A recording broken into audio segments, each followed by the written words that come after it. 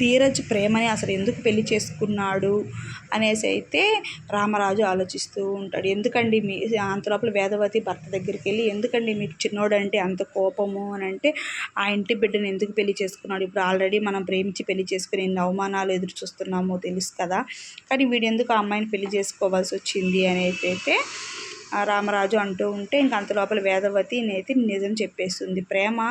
ప్రేమని ఎలాంటి సిచ్యువేషన్లో పెళ్లి చేసుకున్నాడో తెలుసా మన చిన్నోడు. ప్రేమ ఇలాగా ఇబ్బంది పడుతూ ఉంటే ఆ క్షణాన తాళి కట్టి అయితే ధీరజ్ ఆ అమ్మాయిని చేసుకున్నాడు. అంతేగాని మీరు అనుకున్నట్టు ధీరజ్జు ఏదో అమ్మాయిని ప్రేమించి మిమ్మల్ని అవమానించడానికి ఆ పెళ్లి చేసుకోలేదండి.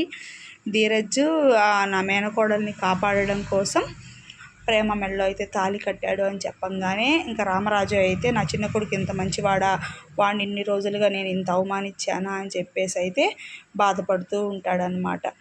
చిన్నోడు ఎంత మంచోడు అనే విషయం ఇప్పటికైతే అర్థమైందనమాట రామరాజుకి.